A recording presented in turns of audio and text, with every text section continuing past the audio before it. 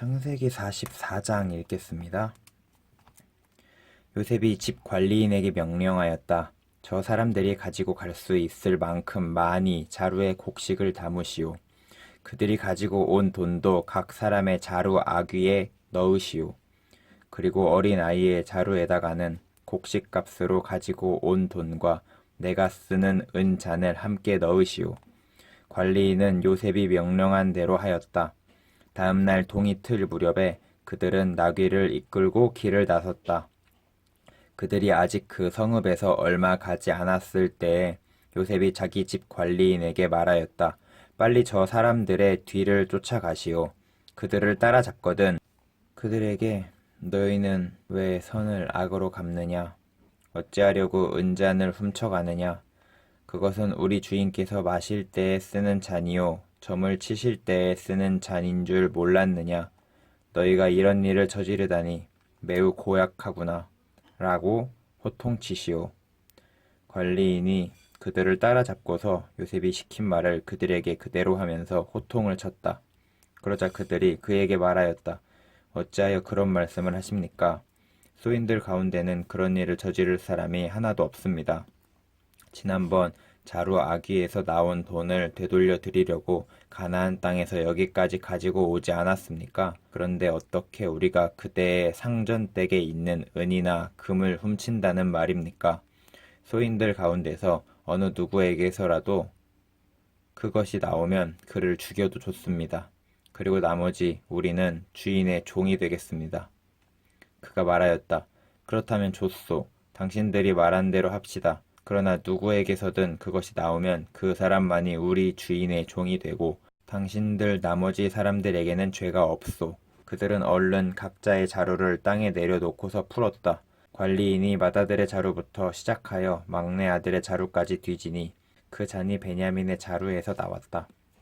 이것을 보자 그들은 슬픔이 북받쳐서 옷을 찢고 울면서 저마다 나귀의 짐을 다시 싣고 성으로 되돌아갔다. 유다와 그 형제들이 요셉의 집에 이르니 요셉이 아직 거기에 있었다. 그들이 요셉 앞에 나아가서 땅에 엎드리자 요셉이 호통을 쳤다. 당신들이 어찌하여 이런 일을 저질렀소? 나 같은 사람이 점을 쳐서 물건을 찾는 줄을 당신들은 몰랐소? 유다가 대답하였다. 우리가 주인 어른께 무슨 할 말이 있겠습니까? 무슨 변명을 할 수 있겠습니까? 어찌 우리의 죄 없음을 밝힐 수 있겠습니까? 하나님이 소인들의 죄를 들추어 내셨으니 우리와 이 잔을 가지고 간 아이가 모두 주인 어른의 종이 되겠습니다. 요셉이 말하였다. 그렇게까지 할 것은 없소. 이 잔을 가지고 있다가 들킨 그 사람만 나의 종이 되고 나머지는 평안히 당신들의 아버지께 돌아가시오. 유다가 그에게 가까이 가서 간청하였다. 이 종이 주인 어른께 감히 한 말씀 드리는 것을 용서하여 주시기 바랍니다. 어른께서는 바로와 꼭 같은 분이시니 이 종에게 너무 노여워하지 마시기 바랍니다. 이전에 어른께서는 종들에게 아버지나 아우가 있느냐고 물으셨습니다. 그때 종들은 늙은 아버지가 있고 그가 늙음하게 얻은 아들 하나가 있는데 그 아이와 한 어머니에게서 난 그 친형은 죽고 그 아이만 있기 때문에 아버지가 그 아이를 무척이나 사랑한다고 말씀드렸습니다. 그때 어른께서는 종들에게 말씀하시기를 어른께서 그 아이를 직접 만나보시겠다고 데리고 오라고 하셨습니다. 그래서 종들이 어른께 그 아이는 제 아버지를 떠날 수 없으며 그 아이가 아버지 곁을 떠나면 아버지가 돌아가실 것이라고 말씀드렸습니다. 그러나 어른께서는 이 종들에게 그 막내 아우를 데리고 오지 않으면 어른의 얼굴을 다시는 못 볼 것이라고 말씀하셨습니다. 그래서 종들은 어른의 종인 저의 아버지에게 가서 어른께서 하신 말씀을 다 전하였습니다.